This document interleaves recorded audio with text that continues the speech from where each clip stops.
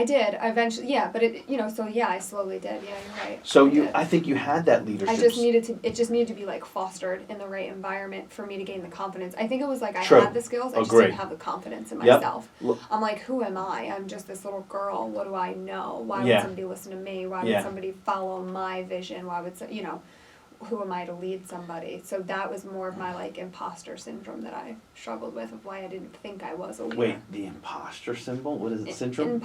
Imposter syndrome. What is that? Well, obviously you don't struggle with it. It's where you say to yourself, like, who am I to be successful? Like, what do I know?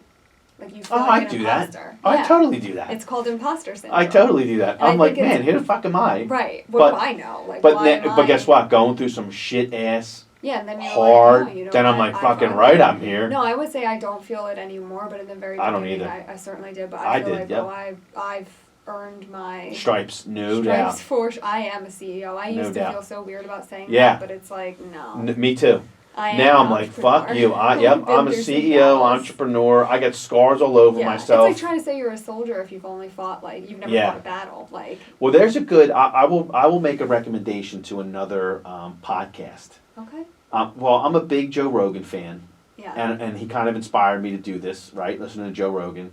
And I'm a big Howard Stern fan. Howard's great on his interviews, so this was another inspiration for me. But I will say, there's a podcast with Joe Rogan. Teddy Atlas is on there, who used to train Mike Tyson. And he said, what do you think of Mike Tyson? He said, I think Mike Tyson's 0-5. And I was like, what? I'm a huge Mike Tyson fan, everybody. Yeah. I used to box, by the way. So, huge Mike Tyson fan. And I even had to apologize to one of my friends who was an Evander Holyfield fan, Gene. And I said, yeah, but, how could you say he's 0-5? He was 50-5. Whenever shit really got bad, this is Teddy Atlas' opinion, Mike Tyson will buckle when shit got really bad. So what Teddy said was, a lawyer's not a lawyer until he goes into that courtroom and he's up against it. Everything that could go wrong went wrong. Yeah. But he still won. Or he still didn't back down. And I really believe, a CEO, when they really are put to the test and they go through everything and they get through it and they come out on the other side, then you're a CEO. And I went through something like that, and so did you. And that was true testament for both of us to say, we've been through it. We've kind of been there, done that. And one day I'll have to write a book about it years from now. But it was fucking crazy. And, I've relied on my faith in God. That helped me get through it, no doubt in my mind. My wife, my best friend, you helped me get through it, no doubt. Being able to talk to you, knowing that, there was times where I could have went all back down to zero, and it was like, holy shit. But you get through it. You get through it you take one step at a time. My father always used to say, when I would get into a fight at school, if I lost, I did not want to go to school the next day. And my dad would be like, no, you're going because you're not going to back down. You're going to go and show up. Hey, you lost, so what? And I did. And that was like this. Everything that could have went wrong, and you went through all your things that you grew up and you went through, and you come out on the other side. And now I look at my staff and I say to myself, I want positivity and teamwork over tenure and talent. Yeah. Because if you're positive, you're going to be open to learning. Right. And if you're willing to play in a team environment, you're going to be willing to work with your team next to you. And it's constant. I got to keep revisiting it. And I have some really talented people that I like, and I had to have a heart-to-heart with them and say, hey, look, this is where I'm going. This is just where, nothing against you. If you could find something else somewhere else and be talented and be great there, I know you will. But I need positivity and teamwork. That's what I want in my environment. And you could probably attest to that just as well. Yeah. I would say the biggest thing that I've been saying now, because I read it in this book that I'm reading, is because I felt like I didn't have, like... You read a lot of business books? I do.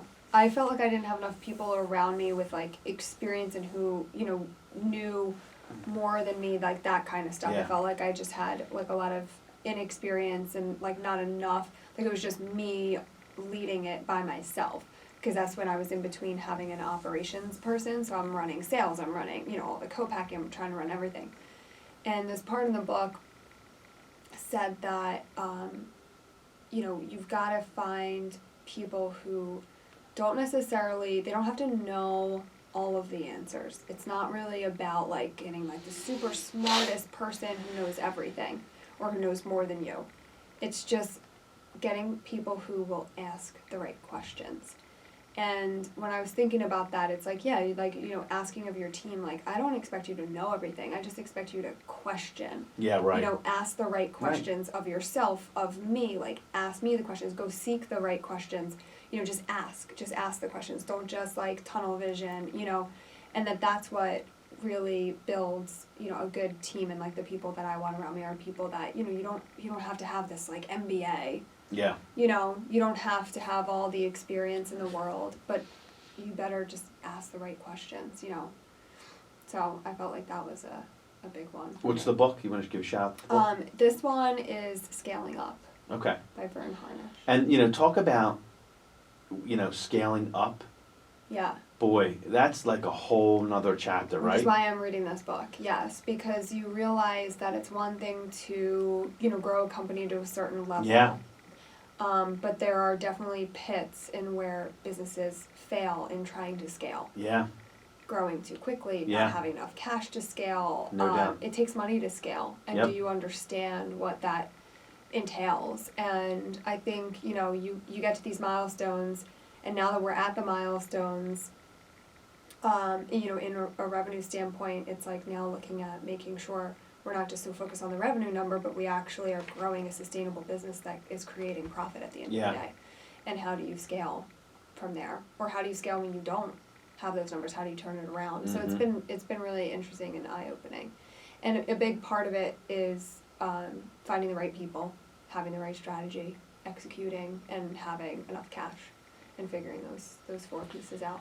Yeah, because you know, talk about scaling up. I mean, that is probably my biggest challenge because, you know, as a CEO and a father of two girls. Yeah. And a husband, you know, I enjoy my home life. I enjoy my work-life balance. I'm at my best when I balance. Right. You know, part of me is like, yeah, I do want to scale up, and I want to see if I can take this thing from where I am at today to, you know, 15 million, 30 million, 100 million, you know, and there's people around me that think I can. Yeah. And say I have the chops for it. And people who know me really well and don't bullshit me, you know, and part of me is like, well, do I want to do that? What does it entail? And it will entail serving a new master.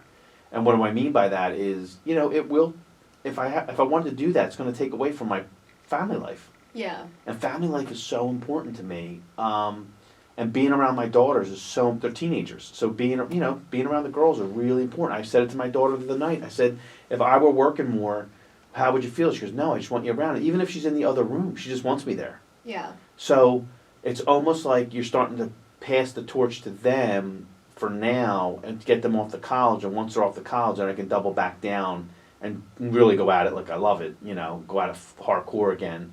Where I used to work when I was working at the big box company, I used to work 7 in the morning till 8 at night. And when I was working at, you know, my old company that I started when the kids were really little, they wouldn't know it. I would go in at 7, come home at dinner time, make dinner, put the kids, you know, in bed, give them their baths, go back to work till midnight. Right. You know, you did whatever it took to build it, and you know, this time around, I'm trying to enjoy the balance. You know, I'm trying to enjoy and I have a pretty good balance that I enjoy, and I know some people out there, they want to be in work more than they want to be home because maybe their home life's not great. That'll last so long, and then it's going to be a point where you're going to want to have a good home life, and you'll make some changes on your home front. You will, because once you reach that certain goal, you'll do it. A lot of people do that, but scaling versus not scaling is something that I think a lot of people tinker with every day in their mind as an owner. It sounds glamorous, it sounds great, but it's a big task. It is. It's a big task, and sometimes you might have to go out and take a money injection, and it might not be a bank, it might be VCs, and guess what? You're giving up equity. Right. And I like being 100% owner. Yeah. I don't want to share any of my business with anybody. I worked way too hard for it. So it's tough. I mean, I think there's no quick bullet, silver bullet for going to scale up. Yeah.